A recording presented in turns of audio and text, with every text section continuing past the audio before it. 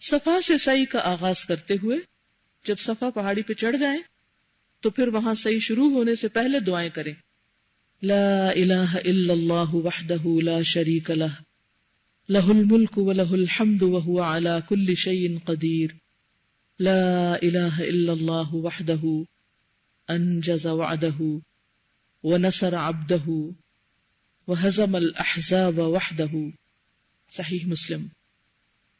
اللہ کے سوا کوئی الہ نہیں، وہ اکیلا ہے، اس کا کوئی شریک نہیں، بادشاہی اور تعریف اسی کے لیے ہے اور وہ ہر چیز پر قادر ہے.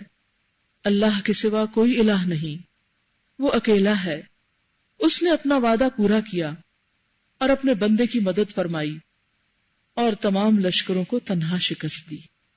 اس دعا کا آدھا حصہ تو عام طور پر یاد ہوتا ہے لوگوں کو، لیکن باقی حصہ انجز وعدہ، اس نے اپنا وعدہ پورا کیا. کس سے؟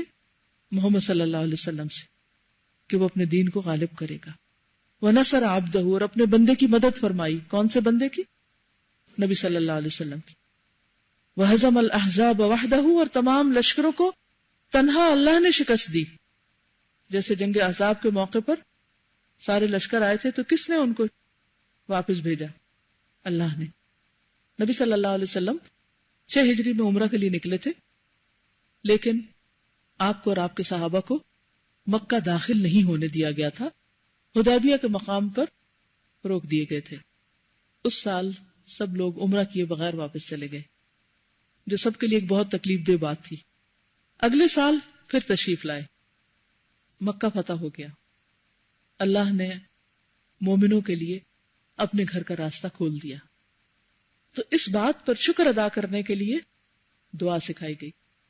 اور ویسے بھی میں نے بتایا تھا نا کہ جب انسان بلندی کی طرف جاتا ہے تو عام طور پر اس کے اندر ایک بڑائی کا احساس آنے لگتا ہے کہ میں نے کچھ اچیو کیا، میں نے کچھ کام کیا. وہ وکٹری سٹینڈ پہ کھڑے ہوتے ہیں نا لوگ، تو کوئی بھی اونچی جگہ انسان کے لیے ایک فتنہ ہوتی ہے، چاہے وہ سٹیج ہو یا کرسی ہو یا کوئی بھی چیز، یا وہ صفا کی پہاڑی کیوں نہ ہو. ایسے موقعوں پر بھی کس کو یاد کرنا چاہیے؟ اللہ کو. اور ساری تعریف اس کے لیے اور سب خیر اور بھلائی اسی کی طرف سے آتی ہے، اس کا بھی اظہار کرنا چاہیے. تو اس موقع پر انسان اقرار کرتا ہے کہ مکہ فتح ہوا، مسلمانوں کو کامیابی ہوئی، دین مکمل ہوا، مشن اچیو ہوا، مشن کمپلیٹ ہوا. یہ سب کچھ اللہ کے فضل سے ہوا. دہرائیے، لا الہ الا اللہ وحدہ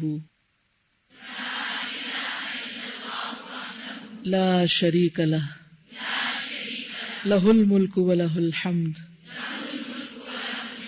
وہو علی کل شیء قدیر. لا الہ الا اللہ وحدہ انجز وعدہ ونصر عبدہ وہزم الاحزاب وحدہ. تو اس مقام پر گویا آپ تاریخ کو دہراتے ہیں اور اللہ کا شکر ادا کرتے ہیں. تو انشاءاللہ کل بھی ہم اس کو کنٹینیو کریں گے.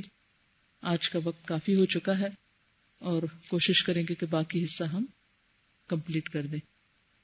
سبحانک اللہم و بحمدک نشہد ان لا الہ الا انت نستغفرک و نتوب الیک. السلام علیکم و رحمۃ اللہ وبرکاتہ.